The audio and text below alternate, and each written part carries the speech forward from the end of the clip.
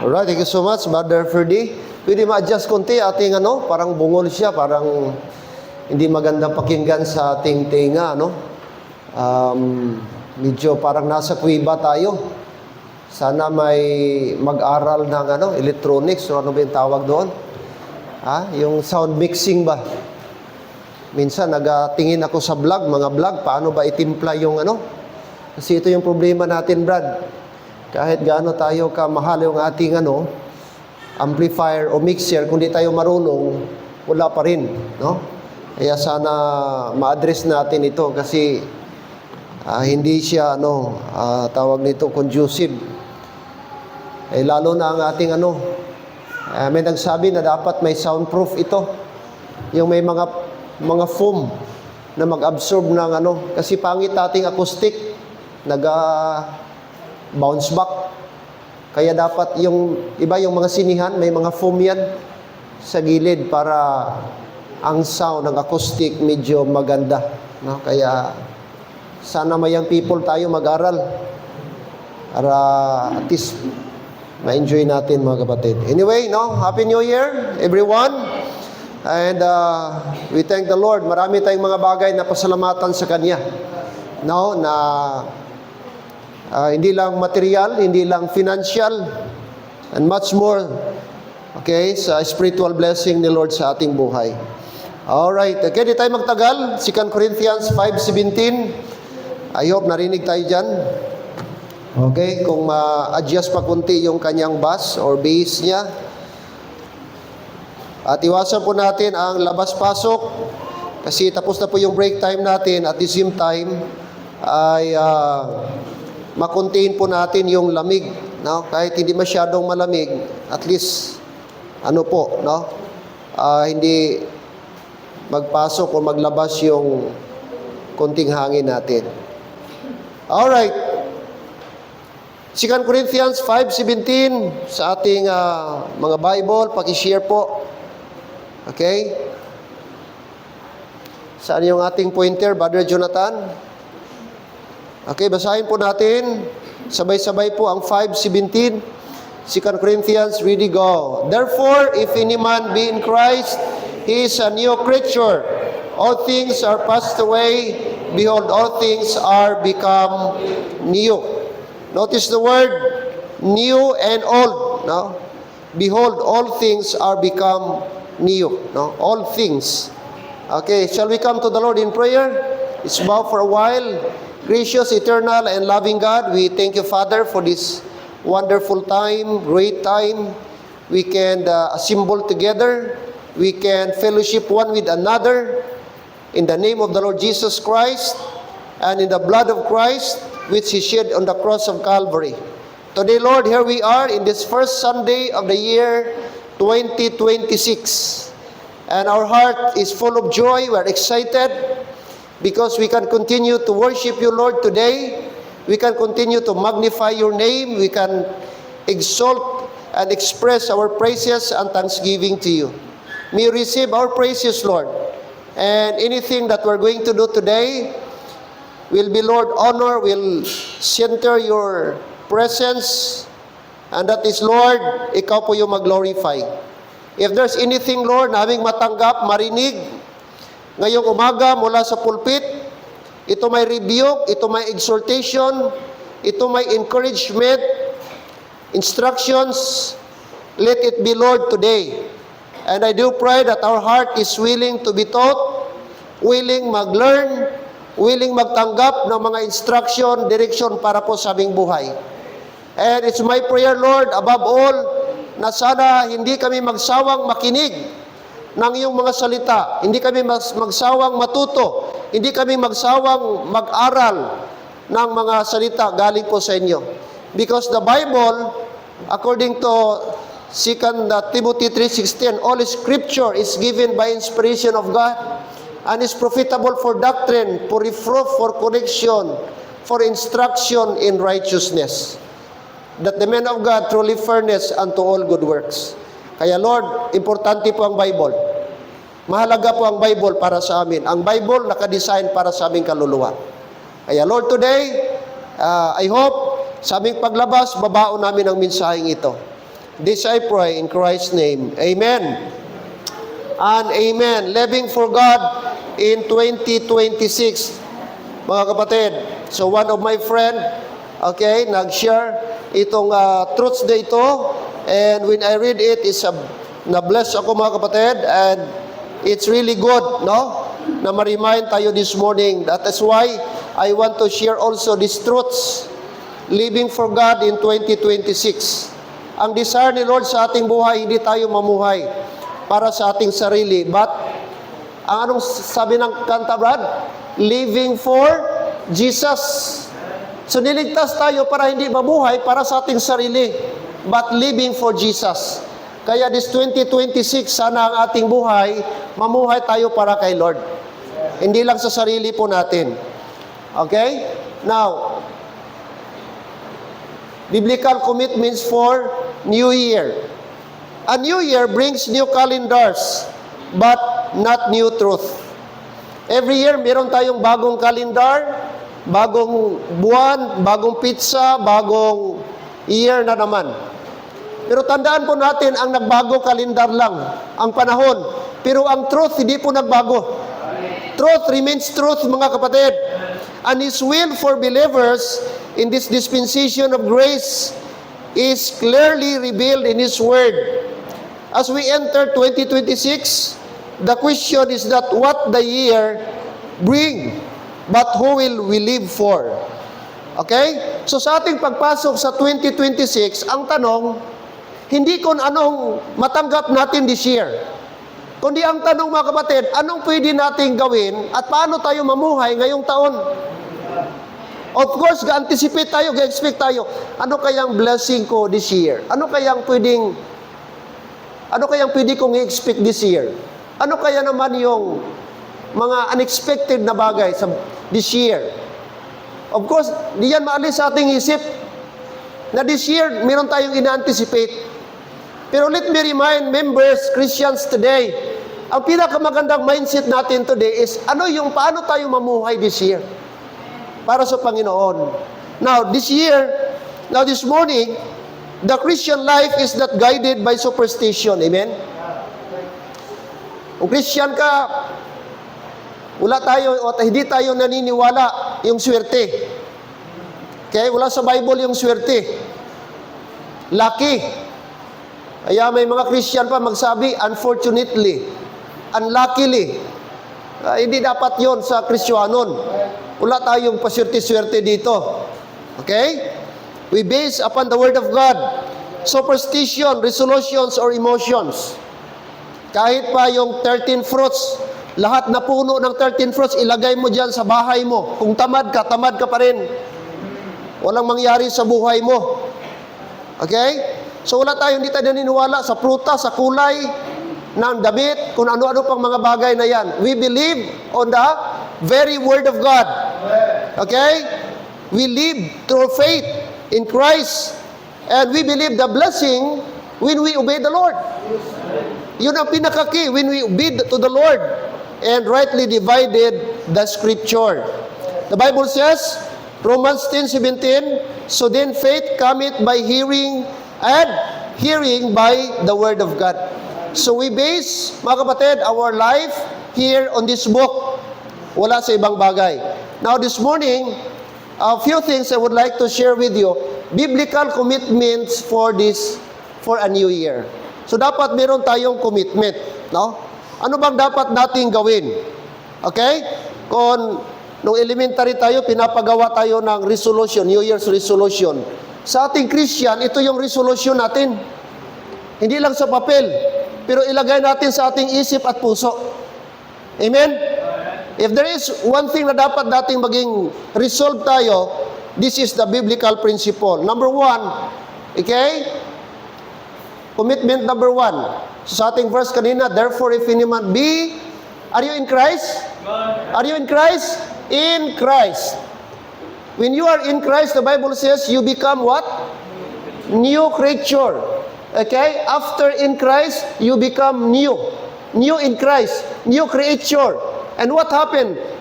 since you became new creature, the Bible says, old things are passed away. You cannot mix the new and the old. The old become past, and here you are, you become new in Christ. All right? And then, behold, all things are become new. So, notice the word, it was twice the word new was mentioned in this verse. Okay? So, we become new. We became new in Christ. Okay? Like I said, a new year brings new calendars, but not new truth. God does not change with times and His will for believers. All right. In this dispensation of grace is clearly revealed in His Word. Okay? It's not what will the year bring, but who will we live for? Okay? Kanino tayo namuhay? Okay? Now, let's proceed to number 1. Okay? Biblical commitment number 1 for this year 2026 is that prioritize God first. Amen? Okay? Take note, prioritize God first. Very familiar verse, Matthew 6:33. Although this verse is not directly to us, because this verse is not given to the body of Christ. This verse is given to Israel, because kingdom. But seek ye first the kingdom. Alright? But the principle is applicable to us. Like the children of Israel, we were told, we were instructed that like the Israel, we should be what? God seeker. God must be first. God should be our priority. Not secondary, but priority. The children of Israel, the king is already there. Andyan na yung king nila, si Jesus Christ. Andyan na yung Messiah. But hindi po nila, gineglect po nila. That's why God said, but seek ye first the kingdom. They have the king, but they neglect the kingdom. They have the king, but they neglect their king. That's why God said, but seek ye first the king. Israel, if you want God's blessing, the key is to seek God's kingdom. That is the instruction. But so to us, mga kapatid. So Christians, we need to prioritize God first. In this year, sana po, maging priority natin ang Panginoon. Hindi siya secondary sa buhay mo, kundi siya yung pinakauna sa buhay mo. First in your life, first in your relationship, first in your family, first in your study, because God deserves the first.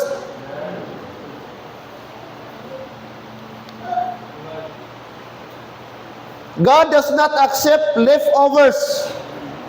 He deserves first place. Amen? Sino ang taong gusto ng leftover? Sinong tao gusto ng tira-tira? Sabi nga rin, may nabasa ako doon, kumain sila sa mamahaling restaurant daw. Tapos after sila nagkain ng magpamilya, di nila naubos. So nahiya sila magsabi na pakibalot, dalhin namin yung sobra, yung leftover sa bahay. So sabi niya, waiter, pakibalot po ito kasi pakain namin sa aming aso. So gihimos man ng waiter. Tapos sabi ng pagbalik doon, bakit dumami? Kasi sir, yung iba doon na mga leftover, sinama ko na para maraming makain ng aso mo. My point is, dapat magpakatotoo, ibayaran mo naman yun, bakit ka mahiya? My point is, hindi tayo gusto ng leftover. No? Gusto natin yung first the serve, napakaganda yun. Ganon din sa Panginoon dapat. Here, sabi dito, in position, Christ must have preeminence. Ano ang Colossians 1:18? 1:18? Basahin mo natin. Colossians chapter 1, verse number 18. Verse 18. And He is the head. And He is the head of the body, the church. Who is that? Jesus Christ.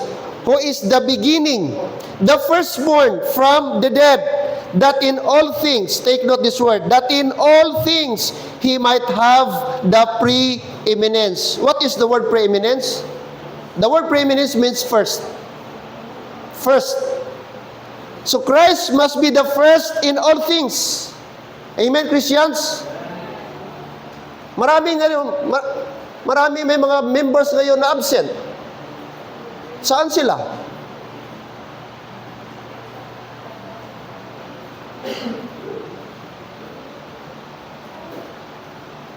Minsan naluluba tayo sa mga bagay na hindi makapagpasaya sa Panginoon.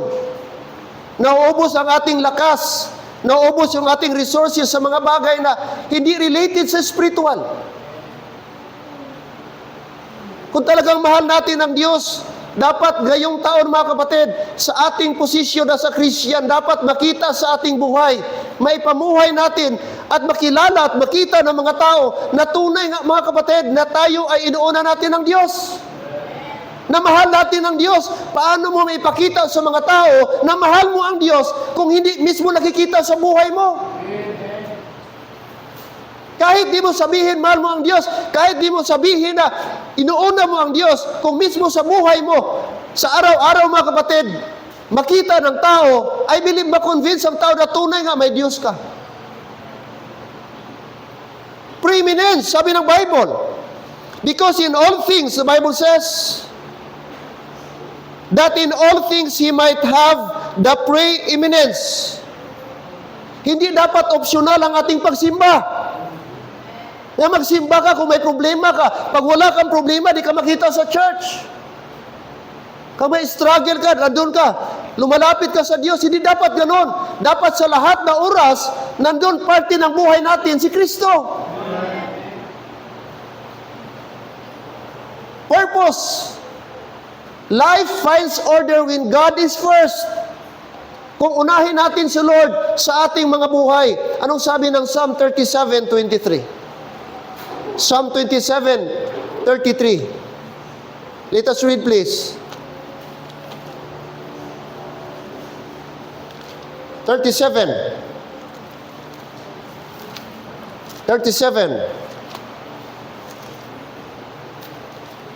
Look at verse number 23. According to verse number 23, the steps of a good man are ordered by what? The Lord. Who is that? Who is that good man? Do you think the unsaved, God called him good man? Evil man, wicked man. That's the status of unsaved person, wicked. But the good man, this is the description of a saved person. Are you a good man? Will you be considered a good man? Are you saved today? So this is you. The Bible says, the steps of a good man are what? Are ordered by the Lord. So who is the one order our steps? Who is the one who would arrange our lives? Arrange your plans? Arrange your desires? It is the Lord. So hindi po sa superstitious mga kapatid, hindi sa superstition, hindi sa tradition, but it is the Lord who will order. If you put Christ first in your life, the rest will be in order. Are you with me? Kung unahin natin ang Panginoon, lahat ng mga inaasam natin sa buhay, lahat na pangarap natin, lahat na gusto natin, dahan-dahan ang Diyos, parang puzzle yan. One by one, little by little, ma-amaze ka na lang mga kapatid, na grabe kabait ang Panginoon. Bakit? Inuuna mo siya. The steps of a good man are ordered by the Lord. Gusto mo yung buhay mo matama? Gusto mo yung buhay mo ma-arrange kapatid this year 2026? The principle, prioritize God first. There is no other way na maplastar, guminhawa, maging maganda ang buhay mo kapatid. Members, Christians, listen. By the principle, there's only one principle. Put God first in your life. Don't put God secondary. Hindi pangalawa. That is very clear in the Bible. That is the principle of the Bible. The reason why marami tayong problema, nalilift out ang Panginoon. Nalilift behind ang Panginoon. Hindi natin siya inuuna. Dapat this year, mga members, wag na tayong late, hello. Sikapin natin na on time tayo. Don't you know that Sunday is the Lord's Day? Amen. Pag late tayo, dinanakaw natin ang oras ng Diyos. Birisad sa inyo, iba Sunday school time na magdating. Guys, start tayo 8:30. Supposed to be before 8:30, dito na tayo. I understand kung na-flatan ka, I understand kung mayroong mga emergency. Pero dapat sikapin natin, huwag na laging late. Magbago na tayo, mag-improve na tayo. 2025, lagi tayong late. Dapat 2026 na meron na tayong bagong vision. Huwag na nating ugaliin ang pangit. Sa trabaho, hindi ka late. Sa pag-aaral sa eskwela mo, hindi ka late. Bakit sa simbahan, lagi kang late? Di natin nire-respeto ang araw ng Diyos. That is God's hour. That is God's time. That is the Lord's day. And He deserves the best.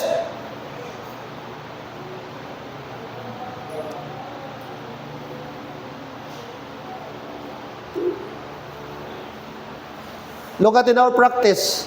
Daily choices reflect true priorities. Tama? Makikita sa buhay mo araw-araw kung paano at sino ang priority mo. Hindi mo piling itanggi yan. Makikita yan sa paligid, makikita yan ng mga tao. Sino ba ang priority mo? Sa araw-araw, nagpre-pray ka ba? Nagbibigay ka ba ng oras na magbasa ng Bible? Nag-fellowship ka ba sa mga brethren?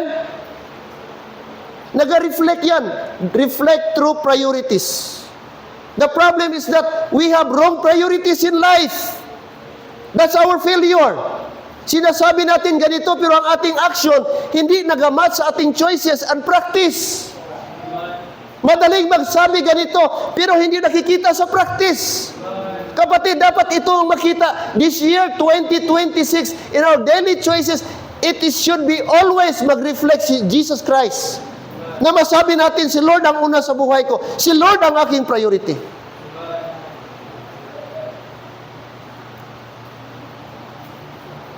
Make it a principle in your life. If you want to live for Christ, this 2026, principle number 1, prioritize God first. If you want God to bless your family, to bless your studies, to bless your business, principle number 1, God must be first. Amen. The Bible says, Colossians 1:16, Brad, all things were what? Created by Him. Who is that by Him? The Lord Jesus Christ. All things were created by Him. That means nothing without Christ. Because all things were created by Him. You and me were created by God. Things of this world created by God, by Him. And that, what is the purpose why He created all things? What's the purpose? And for Him.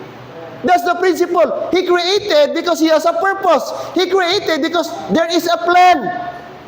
Nothing is coincidence.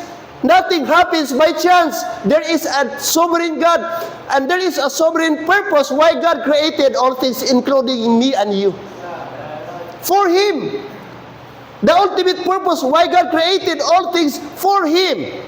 Your family is for Him. Your business is for Him. Your studies is for Him. Anything in this world is for Him. Amen. That's why we need to prioritize God. Remember, we own nothing in this world. We own nothing. Kaya wala tayong pwedeng i-claim dito sa mundo. Kaya church, pag na-realize natin God owns everything, hindi mahirap i-prioritize si Lord. Akala kasi natin, meron tayo. Akala kasi natin, nag-iisip tayo, we thought, this is ours. We own this. No, we are stewards only. So what's the principle number 1, mga kapatid? Is that, okay, we need to, what? Prioritize God first. The second thing, practice daily prayer. Okay? If you are not prayerful last 2025, I hope this year, would you believe that prayer is the lifeline of a Christian life? Would you see lifeline without that thing, mga kapatid, we could not live. We're going to die. Amen? So that's the lifeline of our Christian life. 1 Thessalonians chapter 5, verse number 17, the Bible says, pray without ceasing. Ceasing means non-stop. That should be our continuous activity. Pray without ceasing. Apostle Paul, he realized the importance of prayer.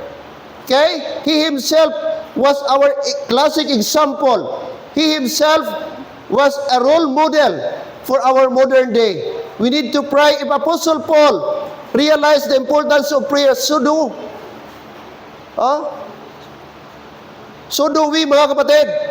Ganon din tayo. Okay? Philippians 4:6. Anong sabi ng Philippians 4:6? Philippians chapter 4, verse number 6. Philippians 4:6. Bible says, be careful for nothing, but in everything by prayer and supplication. Instead of, mga kapatid, worrying, what we should do? The Bible says, we need to be prayerful. Careful for nothing means that is to worry. That is, maging worried tayo for many things.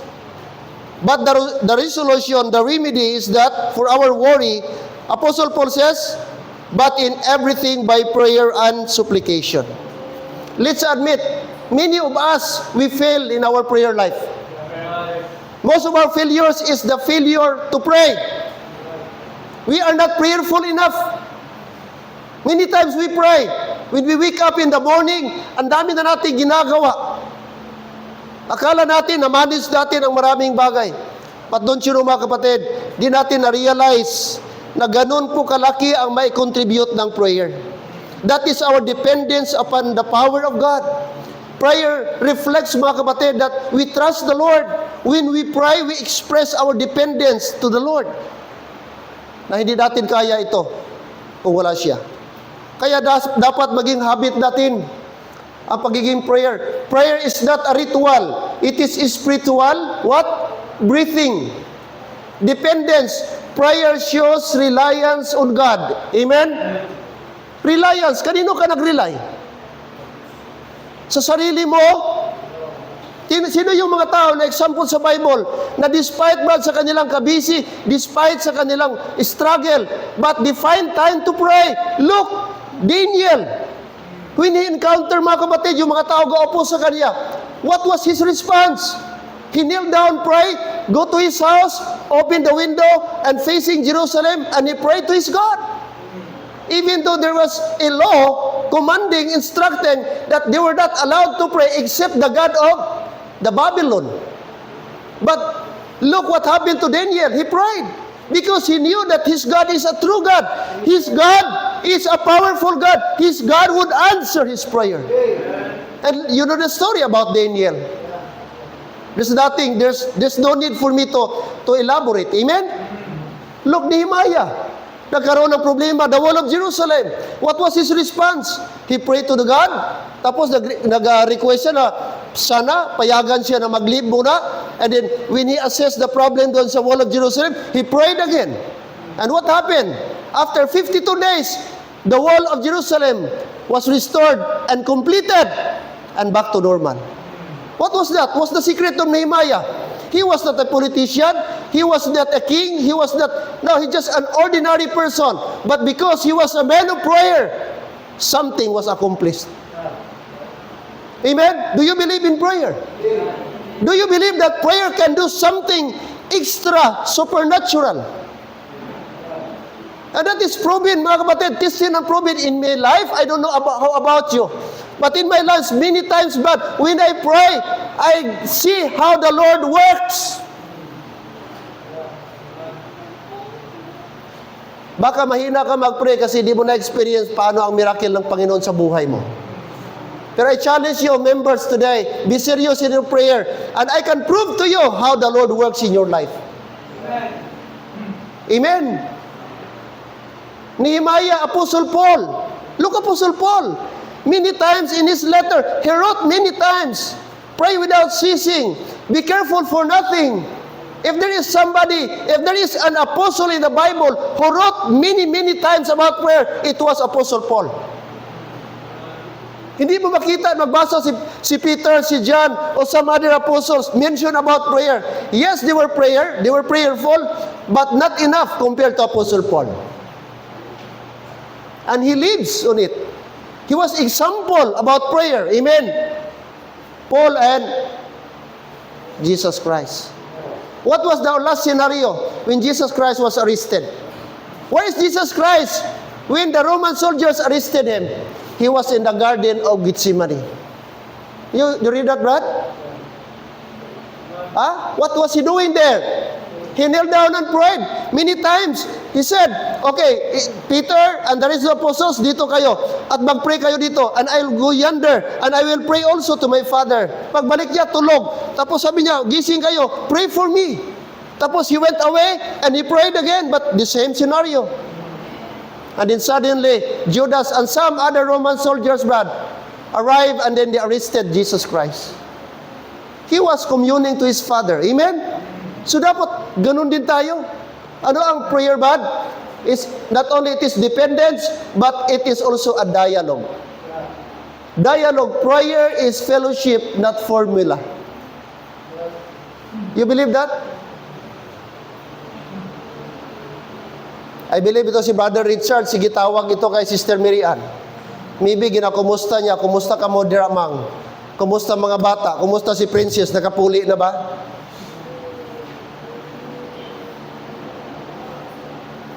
Lagi ka communicate. Lagi ka conversation. Don't you know, ganun dapat si Lord sa atin? Meron tayong dialogue. Meron tayong conversation. Meron tayong communication. This year, I pray na sana lahat tayo maging prayerful. You know what? Kung lahat tayo maging prayerful, bawat isa sa atin, I believe we can accomplish something extraordinary. Hindi mahirap ang program, ang activity ng ating church, brad, na mag-prosper. Kung lahat tayo maging prayerful. Hey, listen, being prayerful is a sign that we are spiritual. Isa sa mga karakteristik ng spiritual man is a man of prayer. Daniel, Nehemiah, Paul, and Jesus Christ. And what happened? Peace. Not only dependence, prayer, it is dependence, it is a dialogue. We can expect peace from the Lord. Colossians 3:15. Colossians 3:15. Bible says, Colossians, are you still there? Chapter number 3. Look at verse 15. 3:15. Ready? Go. And let the peace of God roll in your hearts, to the which also ye are called in one body, and be ye thankful. So magkaroon tayo ng peace of God. At ang peace of God, siya dapat ang mag-roll in your hearts. Yun yung prayer natin kapag si Lord nasa puso natin, meron tayong peace. Ang tao na walang Diyos, walang peace. Amen? Sapagkat si Lord lang makabigay ng tunay na peace. Kaya yung mga tao na walang Diyos, magulo ang isip, pumupunta, nagre-resort sa alak, sa droga, sa barkada, kung ano-ano pa. Kasi very, trouble yung mind nila. Sa atin, wala na tayo nagadroga, wala tayo nagabisyo, wala na tayo nag-alak, sapagkat meron na tayong peace of mind because of Jesus Christ. The moment you become child of God, the moment you got saved, the Prince of Peace is in your heart. Amen. We are ready anytime when we die, we know that we are on the Lord. When we die, we go to glory. When we die, God will promote us to heaven. Amen. Glory to God for that. We have the peace. Na kahit mawala tayo, wala tayo, ang ating mind settled. Hindi na, Lord, wag mo muna akong kunin. Kaya ang aking bank account, baka iba mag-withdraw. Pambira. Ang aking ATM, Lord. Ang aking OTP, ang aking one-time PIN, di ko isunugon ko to para kahit patay na ako, di nila ma-withdraw. Imagine mo yan? Na kahit mamatay ka na, ang isip mo doon pa rin sa mga material na bagay, na baka nakawin, wala kang peace of mind.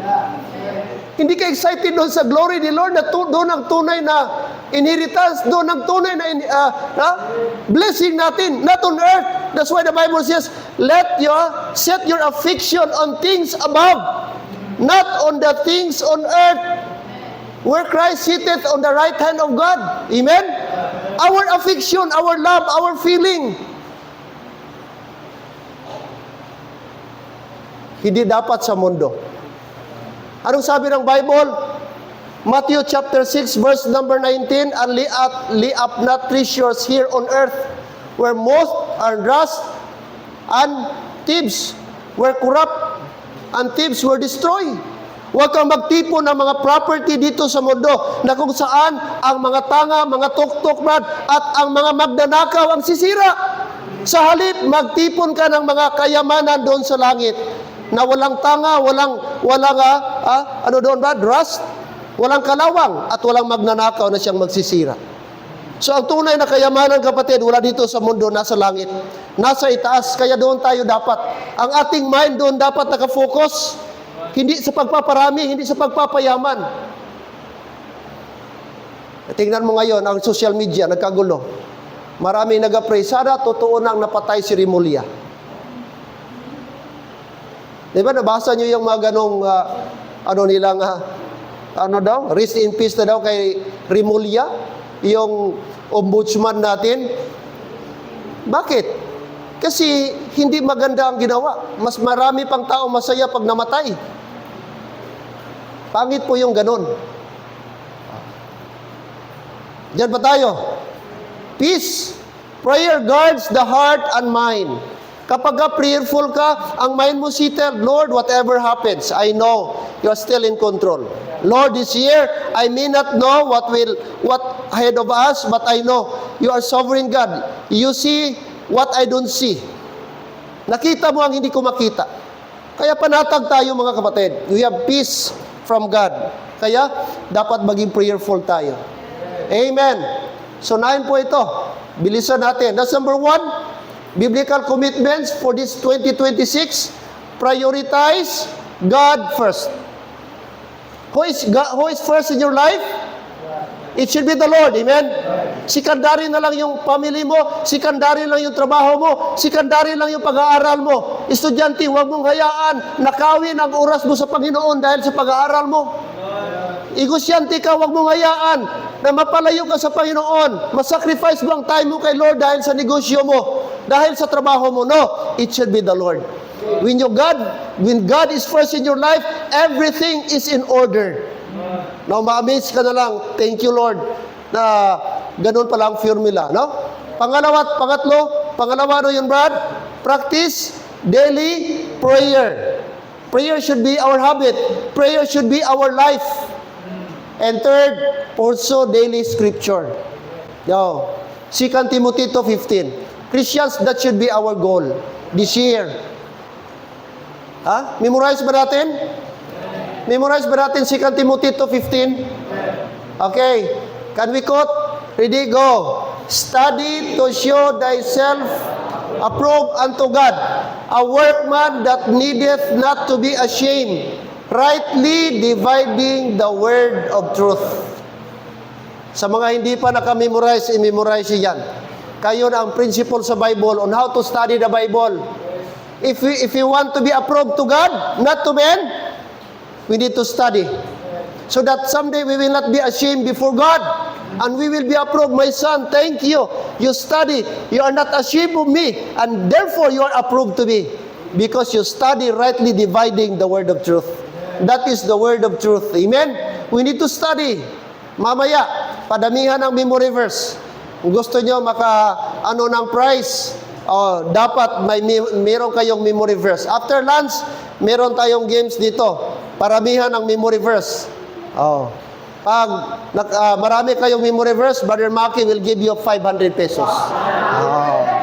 Premium 500, Brother Maki ang sagot.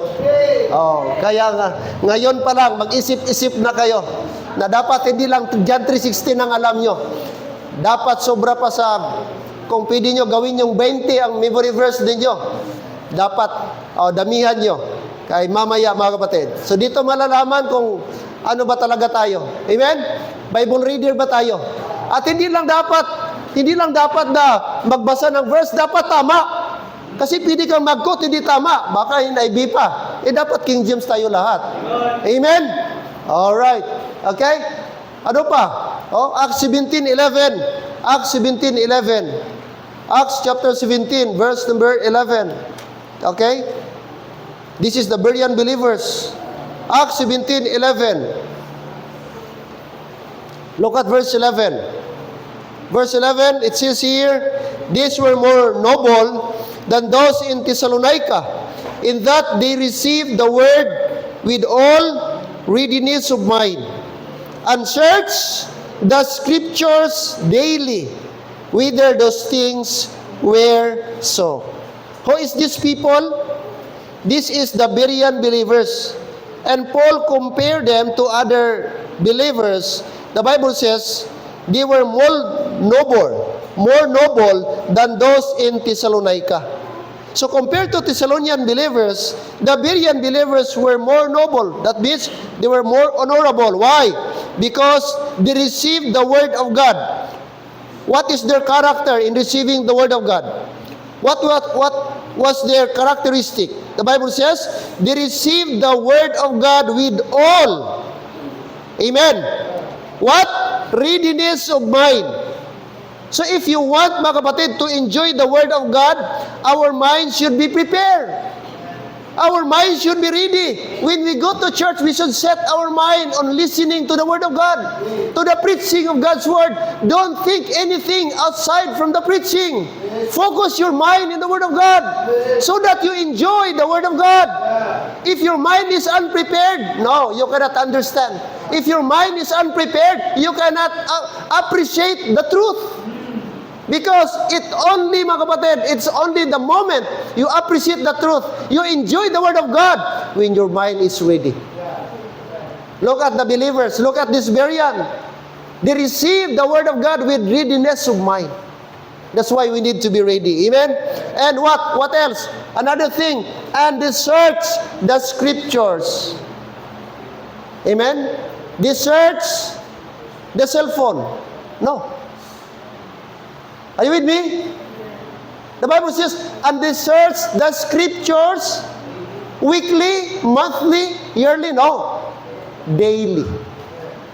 That means these believers were so studious. Very sad, maraming Kristiyano ngayon, matagal na Christian, pero mag-memorize ng verse, matagal pa. Baka 5 lang.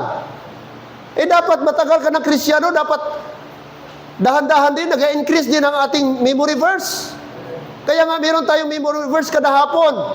Yung memory verse mo kada hapon ng Sunday, kung na-memorize mo lang yon, hindi lang nag-comply ka for the sake na meron kang memory verse, kung talagang nakaritin sa mind mo, Brad, ilan tayo?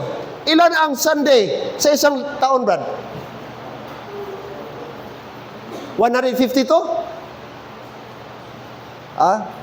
Am I correct? Diyan ba tayo, church?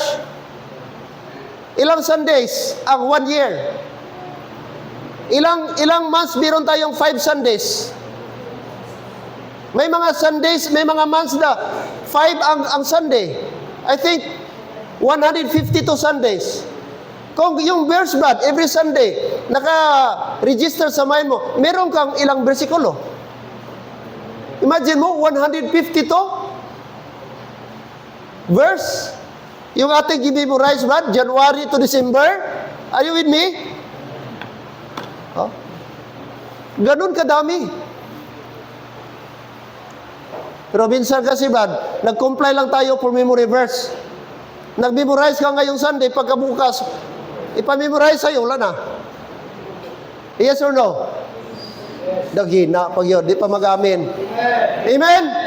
Oh, let's admit na nag-memory verse ka lang para doon sa Sunday. Kaya ganitong kulay, ganitong dapat magtayo. Pero kung giseryoso mo yun, wow, it's a blessing. Pursue daily scripture. Church, I challenge you. Gusto mo gumaling, maganda ang buhay natin sa 2026? Gawin mong part ang Bible sa life mo. Magbasa ka ng Word of God. Huwag kang dependent sa preaching ni pastor. Huwag kang dependent makinig lang dito sa pulpit. Kahit sa bahay mo, try mo man, di mo man maintindihan lahat. Pero at least meron ka mang ginagawa. I believe na kahit sa mga kapatid, hindi ako naniniwala na wala ka maintindihan. Sa sige mo basa ng Bible, yes, hindi lahat mo maintindihan, but little by little, mag-pray ka sa Panginoon, Lord, ipaintindi mo sa akin. Holy Spirit, help me, maintindihan ko ang Bible. I believe, meron talagang makuha, mga kapatid. Kaya gawin nating habit, hindi sige cellphone. Don't you know, maraming bagay masira sa buhay mo kung sige ka cellphone. Number 1, ang kamay mo.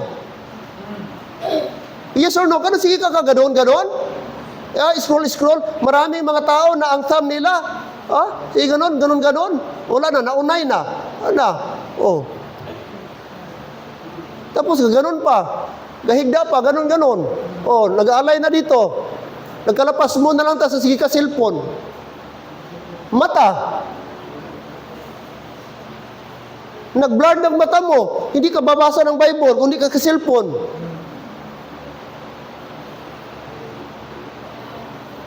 Pero wala kita nag-ano sa Bible na magbasa sa Bible. Amen, members? May go pa ta? Tingin kayo dito para di mahalata guilty. Di mo doko-doko. Basa tayo ng Bible, 2026 na. Mag-goal tayo, Lord, kahit isang buwan, isang verse. Isang buwan, syaro. Di kaya? Kaya! Kahit bata, Brad, kaya yan. Ang goal ko, Lord, kahit 1 week lang, meron akong verse. Yung goal ko ngayon, 2026. Kung di man kaya every week, at least once a month lang. So, kung meron kang verse na bago every month, ilan yon? Isang taon, at least may 12 ka. Tama? May 12 tayo. O malaman yan sa December 2026. Hindi na, i-exclude natin yan, John 3:16. Grabe ka naman, John 3:16. Wala na yan. Ano pang verse nga, John 11:35. Wala na yan. Jesus, weep pa lang yapon na tagal ka na. Ano pa? Yung 2 Timothy 2:15, hindi na yan. Ano pa, Brad? First? Oh, God is love. Oh, meron pa. Di ba? Dapat hindi na yan.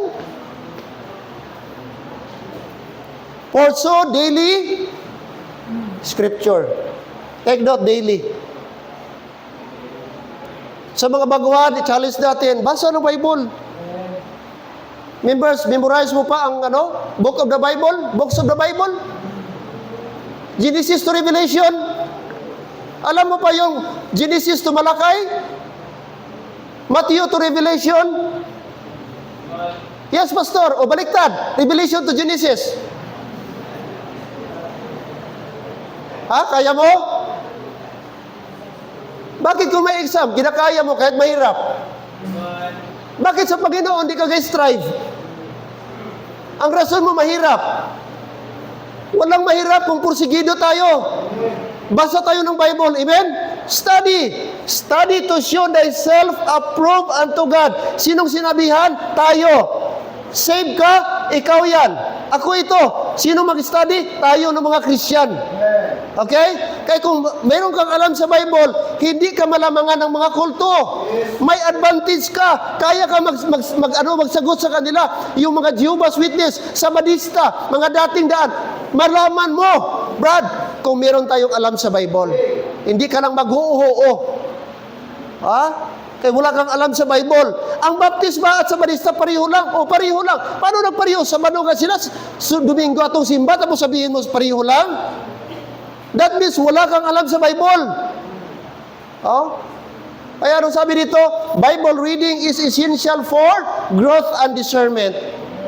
Yes or no? Essential. Walang tao. No one will grow without reading the Word of God. No one will grow without studying the Word of God. Because studying the Word of God produces discernment and knowledge. Study. God commands diligent study.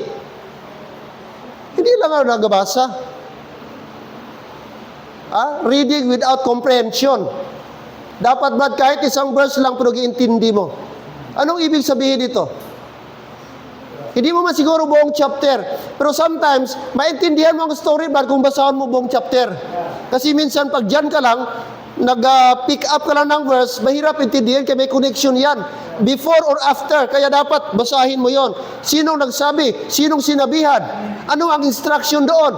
Dapat maintindihan. Ganun po ang proseso. Study, and then, ano Brad?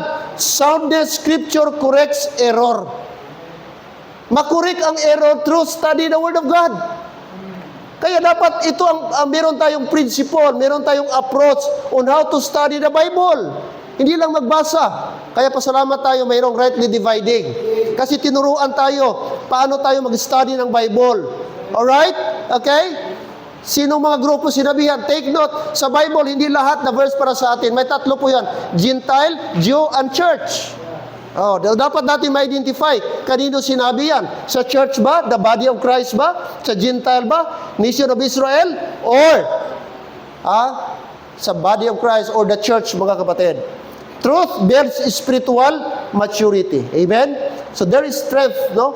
There is, when you study, it produces, mga kapatid, soundness, and there is strength in our spiritual maturity. Colossians 2, 4-8. Alright.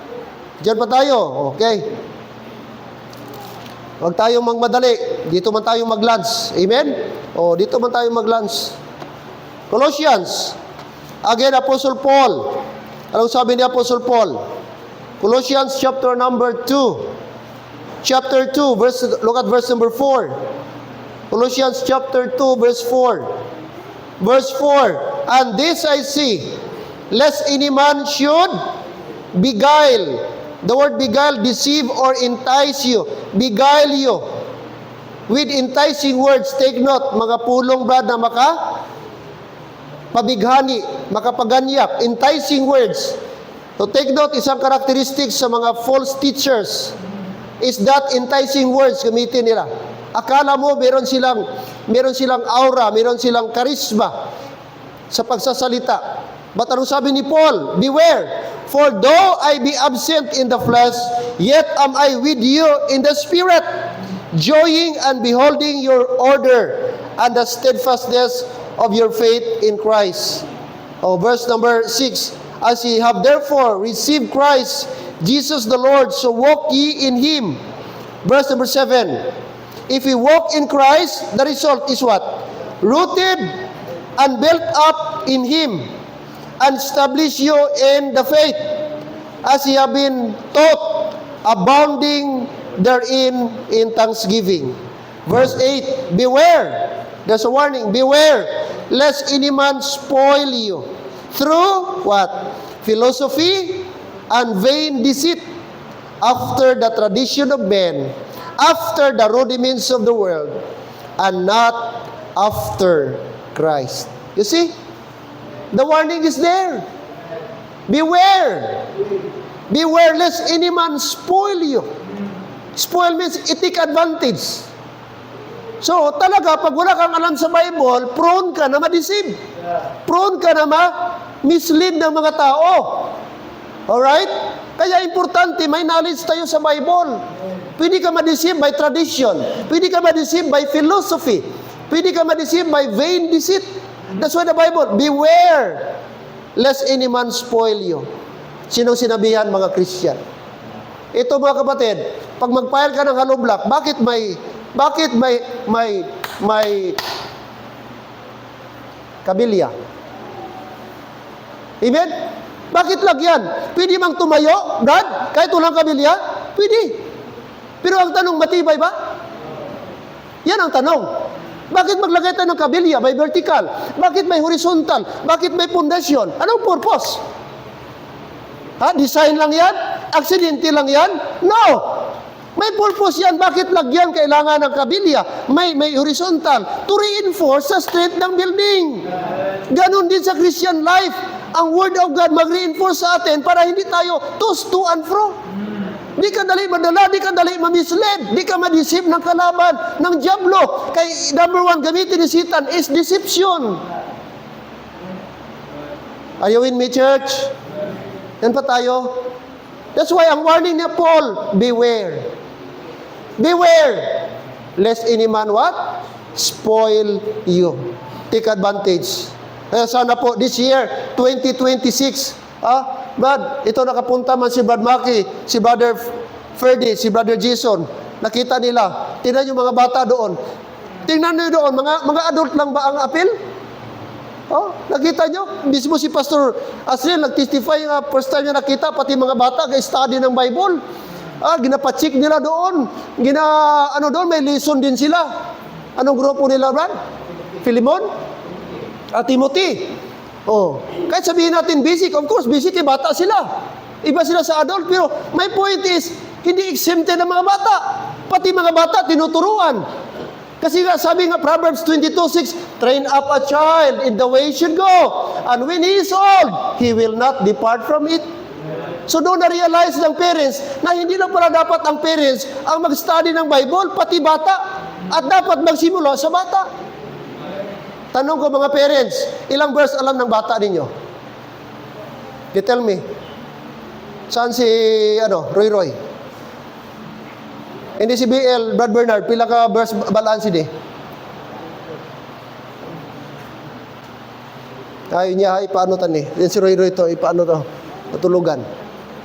Ito, Sister Bam, pila bersikulo? Alam nila nito? 5. Ini si Lemuel ba ni? Si Samuel. Pila balaan mo nga verse? 3 lang. Wala premyo 3 lang. Dapat mga parents, sa bahay pa lang turuan na ninyo. Hindi lang dapat sa church. Sister Genevieve, ini si Ini si MJ. Basin ka email na ni. Amen mga parents? Huwag nyo nang antayin na mag-young people. Huwag nyo antayin mag-teenager. Dapat kahit si Tyrone yan, dapat turuan na yan ng verse. Sa bahay, dapat alam niya ang John 3:16. Dapat alam niya yung Ephesians 1:13. Amen, Tyrone?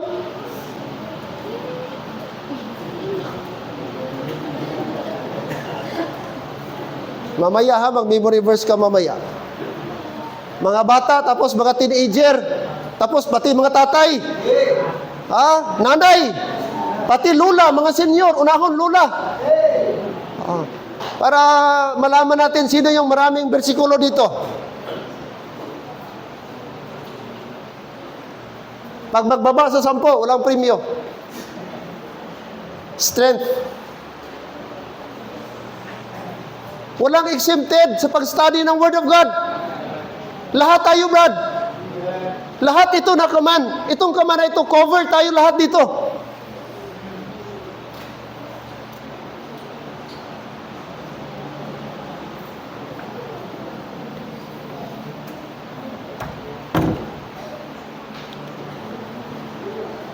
Number 4. Diyan ba tayo?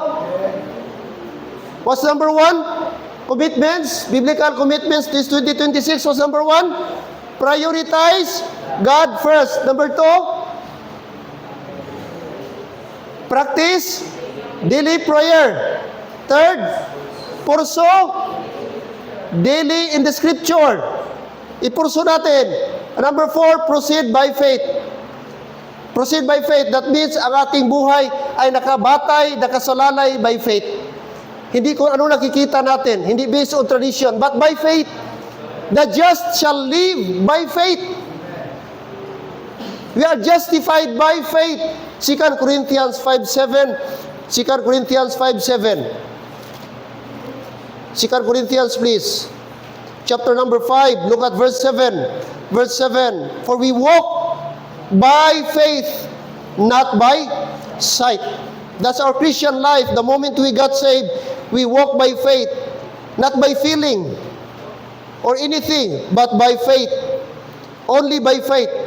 Because God will be pleased by faith. Alright. Romans 1:17. Romans 1:17. According to chapter 1 verse 17. For therein is the righteousness of God revealed from faith to faith. As it is written, the just shall live by faith. Amen? So Christian life was based on faith. The Christian walk is guided by faith, not sight. Not sight, circumstances don't define truth. Not feelings, faith rests on God's word. Not fear, faith overcomes uncertainty. Sometimes, ang ating feeling, hindi maganda mga kapatid.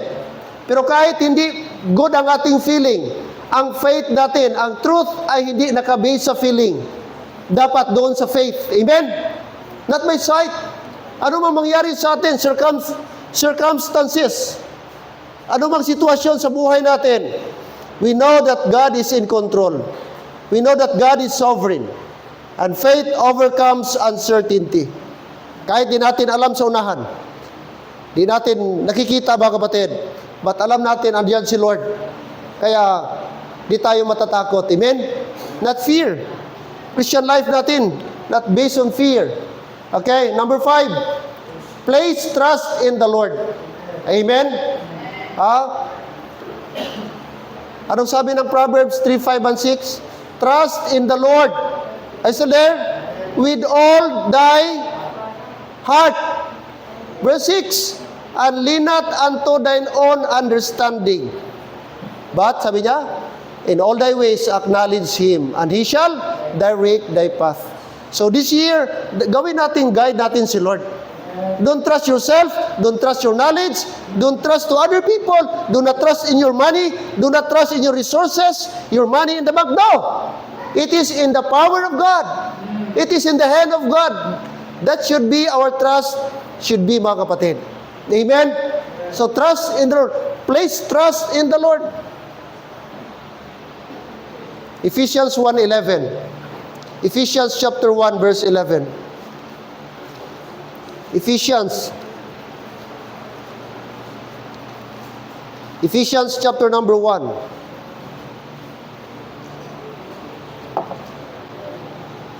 Look at verse 11. According to verse 11, in whom also we have obtained an inheritance, being predestinated according to the purpose of Him who worketh all things after the counsel of His own will. See? Where is our true inheritance, Brad? It's in heaven. Amen? It's in heaven. Timothy. Anong sabi ng Timothy, Brad? Anong sabi ni Apostle Paul? Alright? Chapter number 6.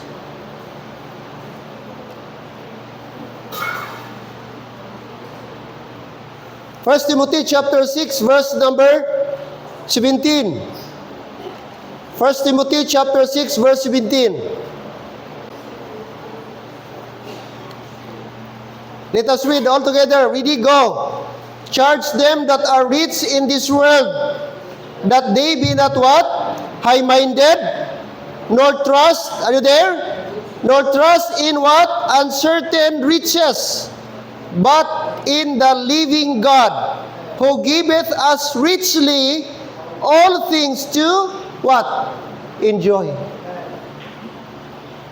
Are you still listening, church? Anong sabi ni Lord? Sabi niya, Timothy, i-charge mo, warningan mo yung mga members mo. Kung sila may mayaman, huwag silang maging mapagmataas. Okay?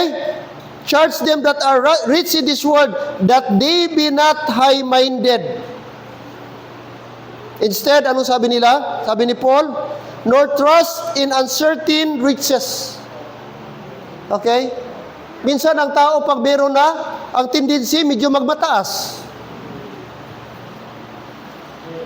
Diyan ba kayo? Anong resulta? Anong dahilan ni Anong unang ginawa ng mga diskaya? Di ba? Nag-flex-flex. Bakit mo binili itong sasakyan? Kasi nataypan ko yung payong. So payong lang. Tapos, Brad, gi-flex niya sa social media, gi-interview ni Julius Babaw. Nakita ngayon, narinig ng taga Bureau of Custom, maraming government agency, nakita, bakit nagkaroon ganong kadami ng mga luxury car? Silipin natin ito, legal ba? Legit ba yung pag-acquire nila? Nagbayad ba ito sa custom natin? Doon na silip. Ngayon, anong resulta? Paano sila nagkaano? Anong cost, ano nila of living? Paano sila, status nila? contractor pala. O legit ba yung construction nila ng mga project? O doon na. My point is, kung meron kang isang bagay, don't flex. Don't advertise. Ngayon, ang buhay mo napakaganda. Buhay, billionaire ka. Pero ngayon, saan ka ngayon? Are you listening? Oh, saan ka ngayon? Nagahima sa rihas. Yung pagkain mo na gusto mong kainin, pag gusto ka unlimited, tulog ka na sakto, aircon mo 24 hours, lahat na luho, andyan sa'yo sa isang iglap. Because of wrong decision. Because of pride. Oh, pa-flex-flex ka. Ngayon, nasa kulungan ka. Ang husband niya nasa Senate.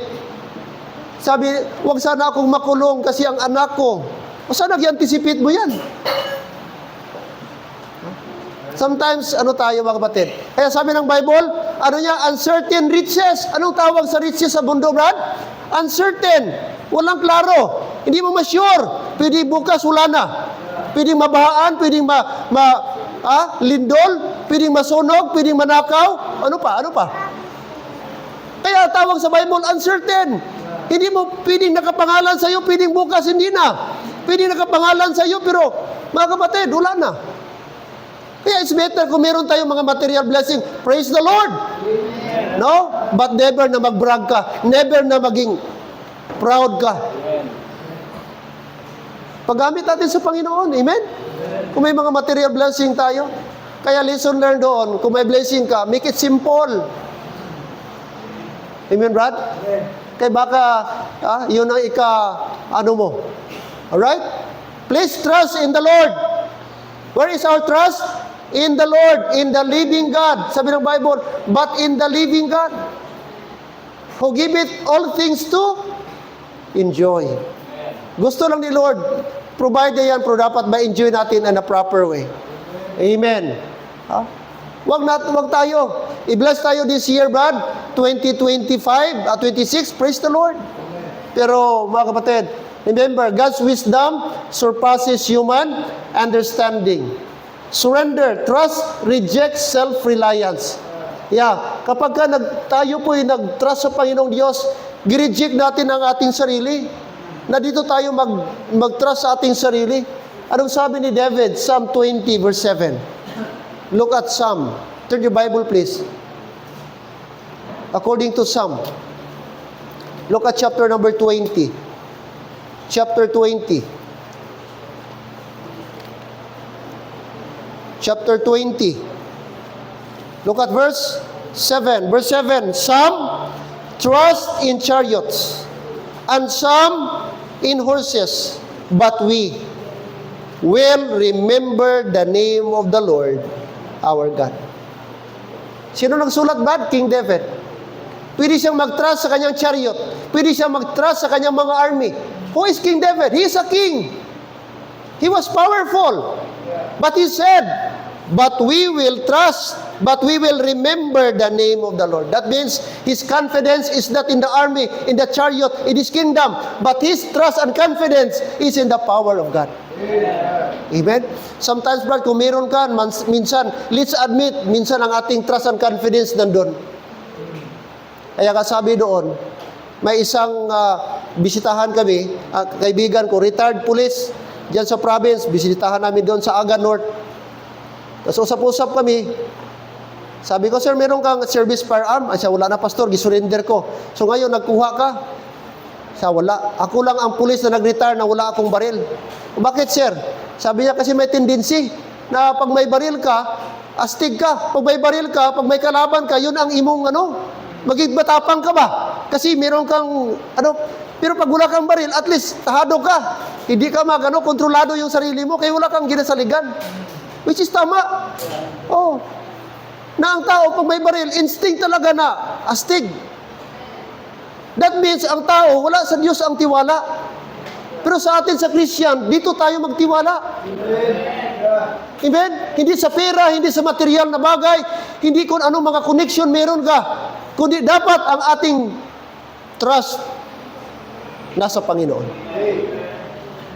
But I will remember the name of the Lord. Anong sabi ni David pa rin? Si David ang nagsabi, ha? Psalm 121. Psalm 121. Psalm 121. Psalm 121, look at verse 1 and 2. I will lift up mine eyes unto the hills, from whence cometh my help. My help cometh from the Lord.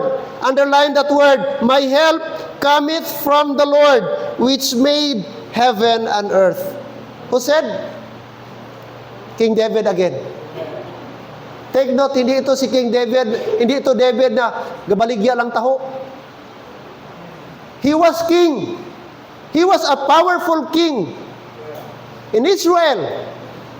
But look at his statement. He said, my help cometh from the Lord, which made heaven and earth. Let me ask you today, where is your trust? Amen. This year sana mga kapatid, dapat kay Lord tayo. Praise God kung may pera ka. Praise God kung may resources ka. Praise the Lord kung may mga kilala ka. Pero mas maganda, walang substitute kung sa kay Lord tayo magtiwala. Kasi pag si Lord ang ating connection, napakatibay mga kapatid. Submission. Submission. Not only surrender but submission. God's timing is perfect. Magantay lang tayo. Ecclesiastes 3:1. To everything, there is a season and a time to every purpose. Siguro last year wala pa. Last 2 years wala pa. Baka this year. Huwag lang tayo magmadali. Huwag tayo magmadali. Antayin natin ang timing ng Panginoon. Just keep on praying. Tingnan yung mga tao nag-shortcut. Mostly mga kapatid, hindi nag-prosper.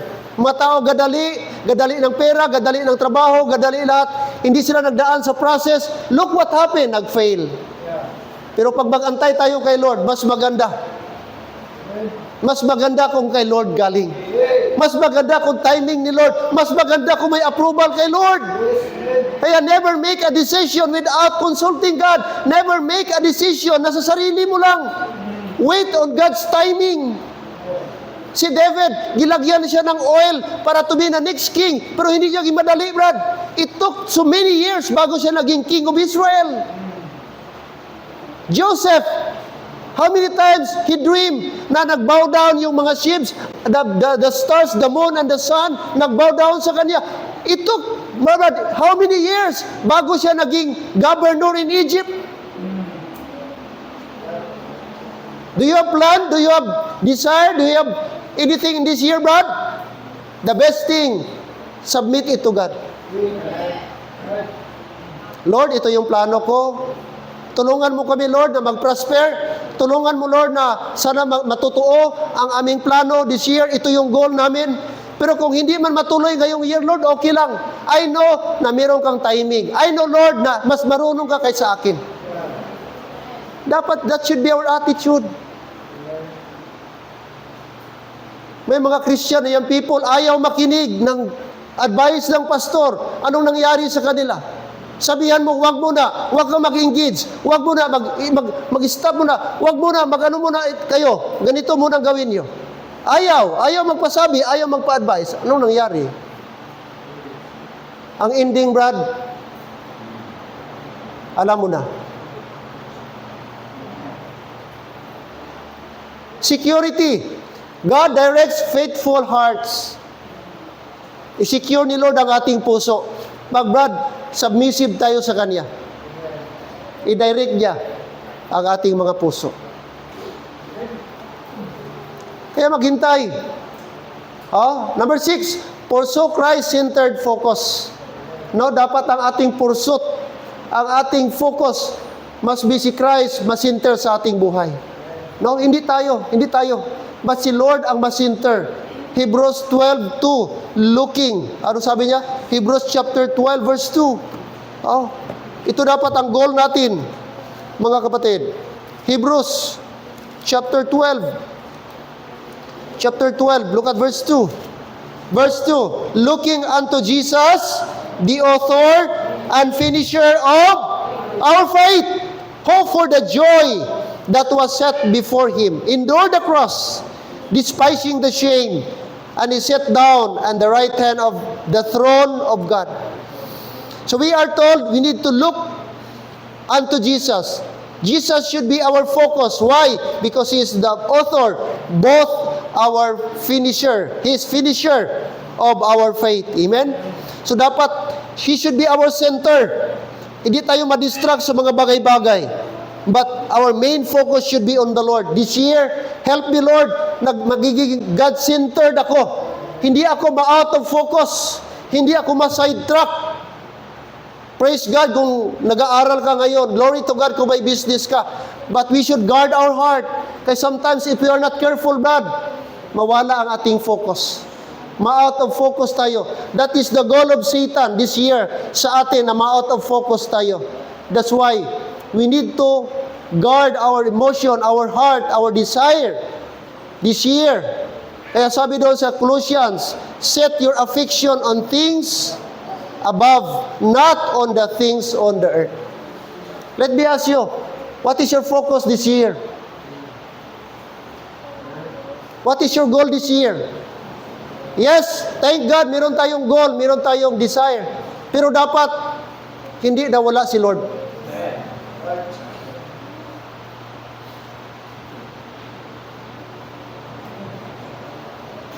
Napakaganda, Brad, na unahin natin si Lord sa taong ito. Hindi lang sana ngayong araw, kundi hanggang matapos, hanggang 2026. I-goal natin sana na hindi tayo maka-absent. Kung maka-absent man tayo, baby, nagkasakit tayo. Pero Brad, kung kaya man lang natin, sikapin natin na masabi natin at the end of the year, Lord, salamat na nakumplito ko, Lord, ang 152 days sa isang taon. Amen.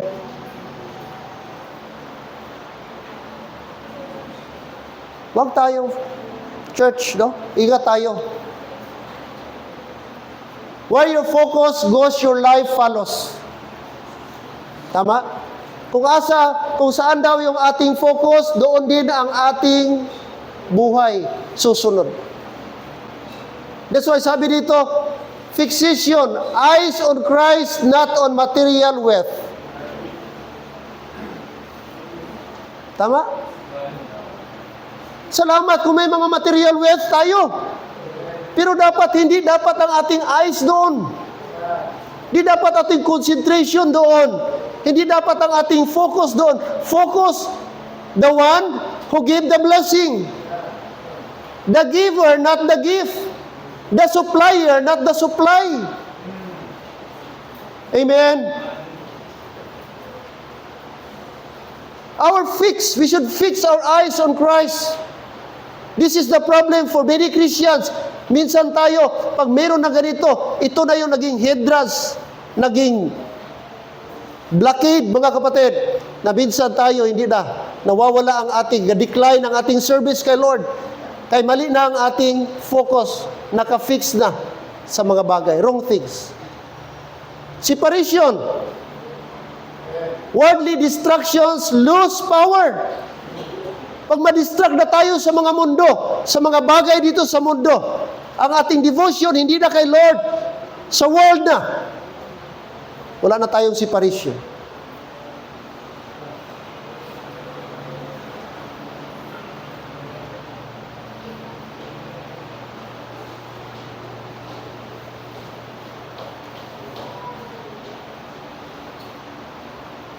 Sino sa inyo dito kaya wala nakainom nung January 1 o kaya 31?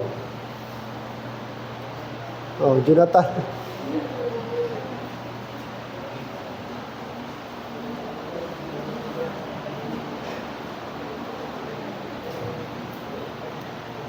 Baka hanggang ngayon, yung mga Red Horse ng buti ng Red Horse, di pa nyo nabalik.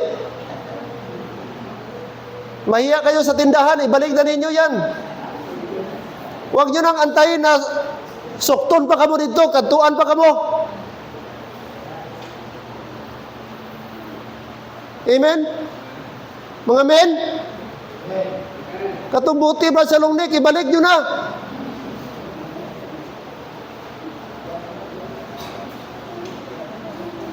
Nakakalungkot, Kristiyano ka na ba? Gasyat-siyat ka pa? Amen?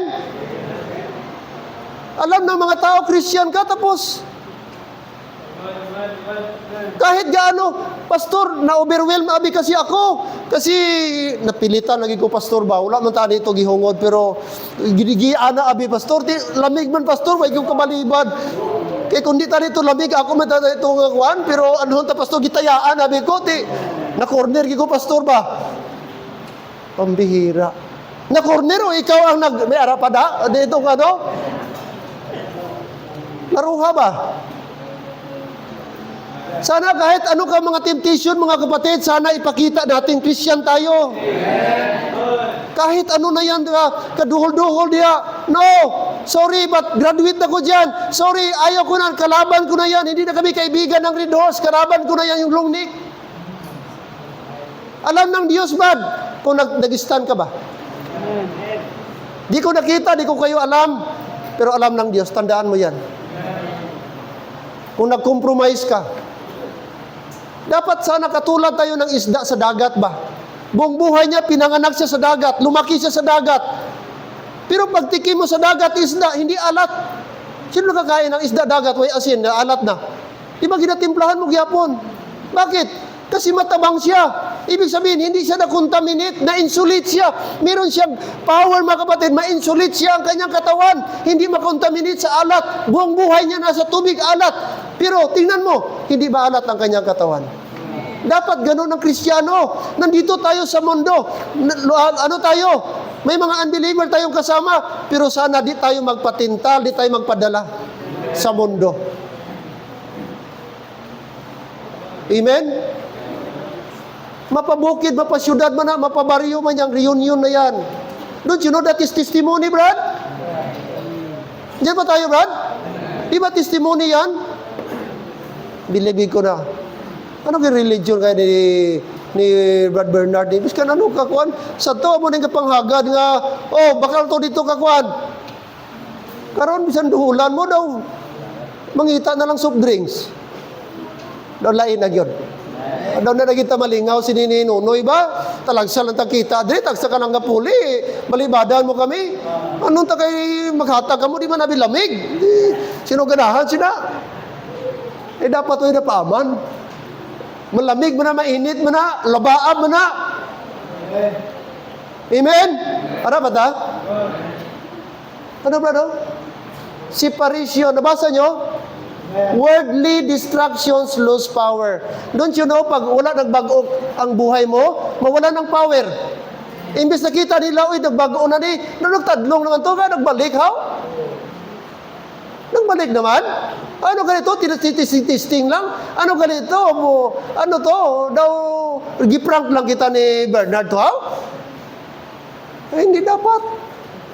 Pag sinabi na, nag-graduate na tayo ba, iniwanan na natin yung inom na yan, yung bisyo na yan, dapat tuloy-tuloy na.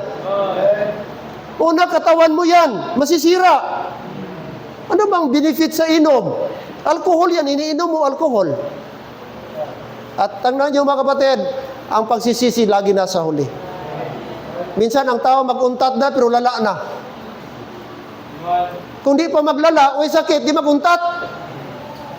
Migo pa ta? Ha? Amo nang utok sa tao. Alam nato nga sakit, halit, pero ginasigit ta. Gamitin natin ating buhay para kay Lord. Our devotion, Christ-centered living. Ano Brad? Saan ang joy? Wala na sa inom.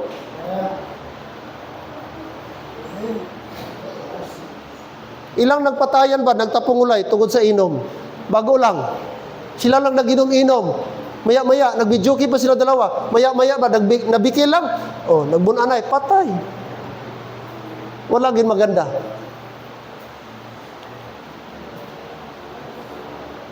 Lapit na tayo matapos, amen? Please, confidence in God's plan. Ang ating plano, bigay natin kay Lord. Siguro mayroon kang goal. Anong goal mo ngayong 2026? Anong plano mo? May plano kayo? Siguro ginasulat ninyo. Ako ba, ginasulat ko, calendar. Calendar of activity. 2026, ano yung activity natin? Ano yung goal natin? Ano yung ma-achieve natin? Ikaw bilang tatay, anong goal mo, Brad? Ikaw bilang nanay. Pero yung goal na yan, dapat ilagay natin kay Lord. No? I-pray natin kay Lord na maplaster ito. Kayo na lang magbasa, Romans 8:28, Ephesians 3:11. Yan yung ating goal. Alright? Number 8, persist in grace. Patuloy tayo sa grace. Doon tayo sa grace na kabase. Hindi na tayo under the law. We are called in grace. We are living in the grace of God. So dapat huwag tayo magbalik doon. Doon tayo, forward tayo. Kaya maganda ang grace. Dito tayo gidesign ni Lord sa grace. Kaya mamuhay tayo sa biyaya ng Panginoon. Mga kapatid, Romans chapter 5, anong sabi ni Paul? Romans chapter number 5, napakasarap mga kapatid ang biyaya ng Panginoon, ang grace ni Lord. Therefore, being justified by faith, we have peace with God through our Lord Jesus Christ, in whom also we have access by faith into this grace, wherein we stand and rejoice in hope of the glory of God. Amen? Wow, napakaganda.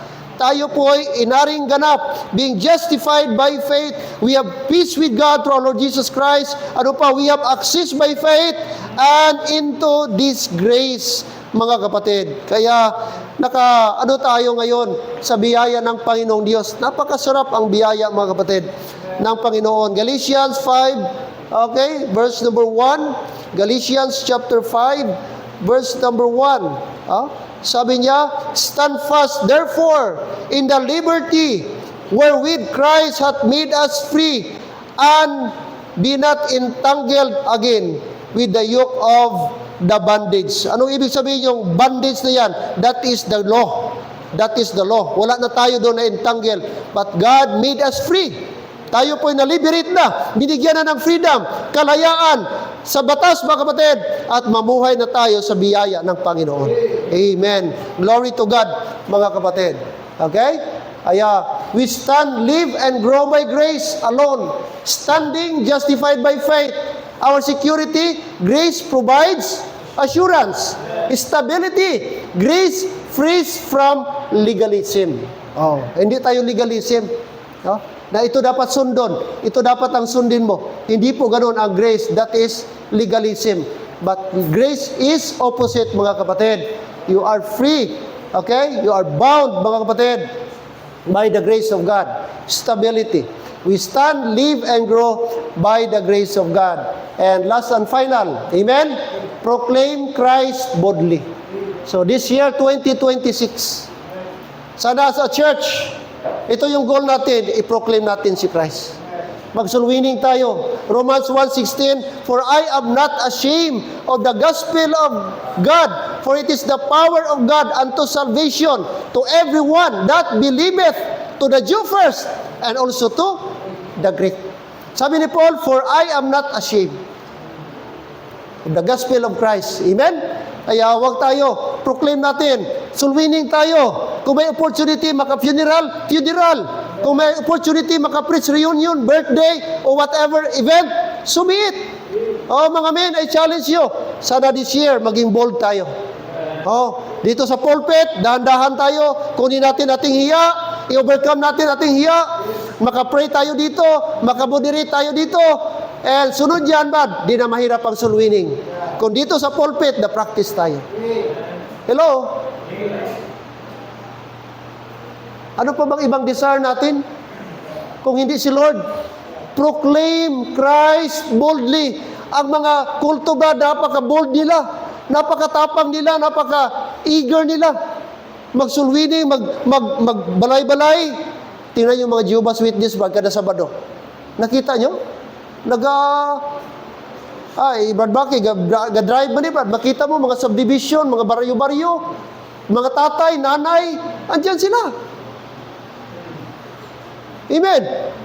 Sana ganun tayo. Ito, false gospel ito. Hindi totoong gospel, pero tingnan nyo ang eagerness nila, Brad.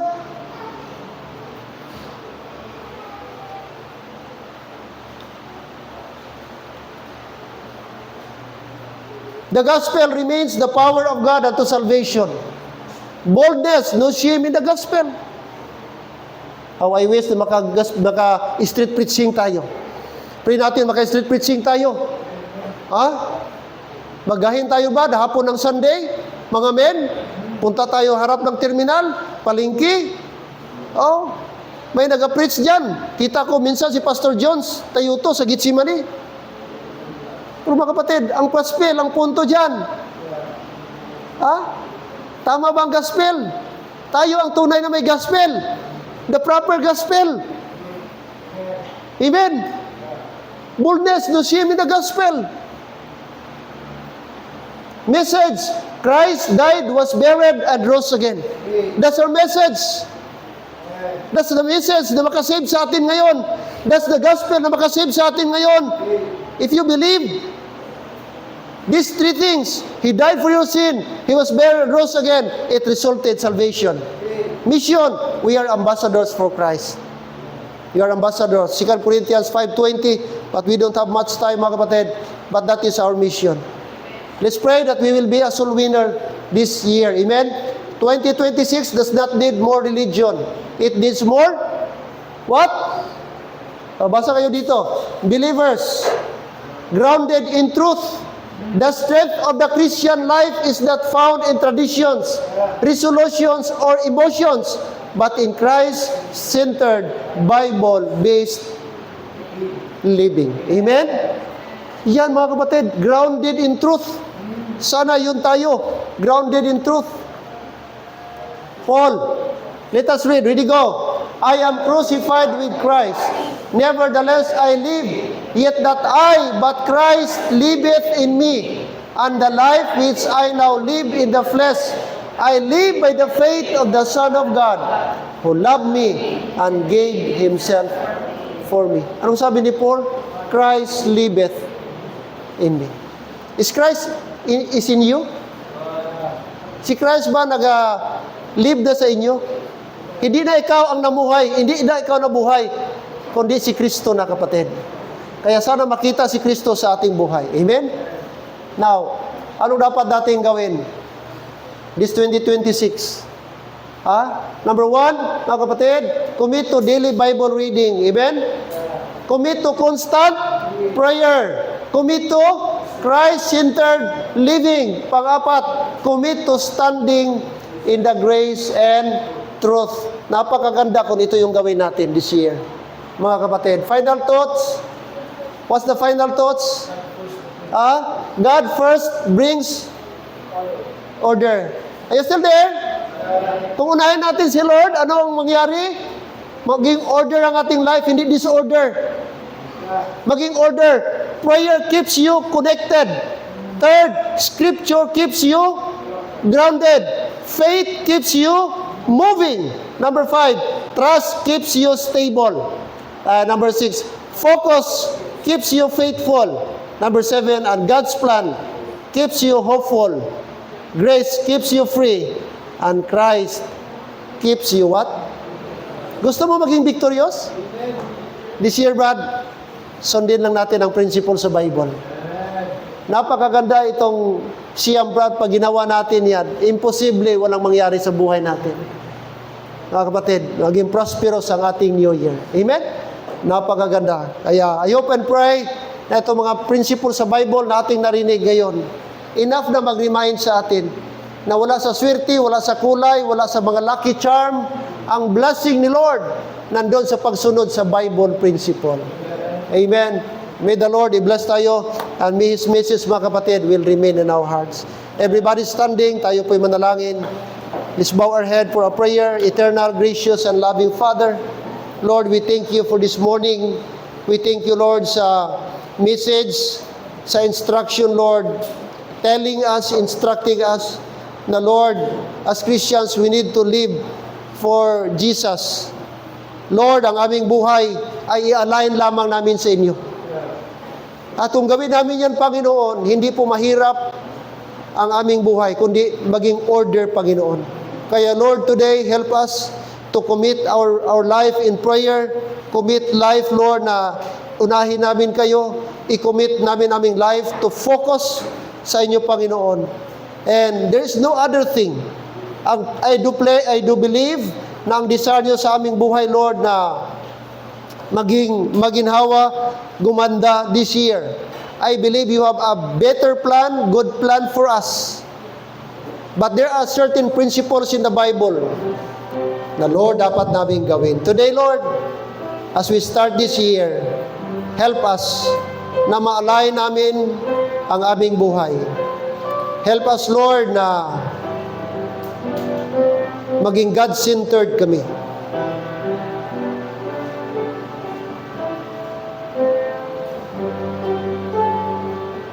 Hindi kami, Lord, maging Kristiyano na kung saan, Lord, ay madala kami sa mga bagay dito sa mundo. Instead, help us, Father, na maging aware kami at maging sensitive kami sa leading ng Holy Spirit. Especially, Lord, sa area ng aming soul winning, na maging bold pa kami sa pag-share ng gospel. Lord, today, salamat po. This first Sunday of this year, nandito kami. Salamat sa lahat ng mga blessing for the past year, 2025. We cannot name them, Lord, one by one. We cannot count it. Our fingers, Lord, is not enough. Salamat for this new opportunity sa 2026, Father. And Lord, it's my prayer na ma-improve pa namin ang dapat ma-improve. Magkaroon kami, Father, ng evaluation sa aming sarili. Kung nag-fail kami last year, may mga bagay kami na hindi namin nagawa, hindi namin natupad. Thank you, Lord, for this another year. And help us, Lord, and we promise by your grace na sana magawa namin, maitama namin ang mga bagay na nag-fail kami, Panginoon. Today, I pray, Lord, for all these members sa aming church na sana maging active kami, maging supportive kami, maging faithful kami sa aming local church. Suportahan namin ang mga plano at project ng aming church. Suportahan namin aming soul winning. Suportahan namin aming evangelism. Suportahan namin, Lord, ang leadership ng aming pastor. At Lord, we could be a support to each other. Lord, today, again, before we dismiss, we want to dedicate our lives. Painitin niyo kami, Panginoon, and help us na magkaroon kami ng clearer vision, clearer goal this year, na ang aming goal, our ultimate goal ay walang iba, Lord, for your glory and for your honor, na maging pleasing kami sa iyong harapan. At we can do more for God. We can do more in prayer. We can do more in reading our Bible. We can do more in giving. And much more, we can do more in our soul winning. As you bow your head and close your eyes, church, narinig natin ang challenge today through the Word of God. Can you come and commit yourself to God this year? Can you say, Lord, salamat sa message. Salamat sa reminders. Lord, today, salamat, I can start right with you today, this year, with my family. Lord, help me na magawa ko ito sa tulong niyo po. Can you come to the altar today and we can pray together? Amen? Pwede niyong itabi mo na yung ating tripod. Bring your family, bring your wife, bring your husband, bring your children. We can pray together. You can come. We can come to the altar dito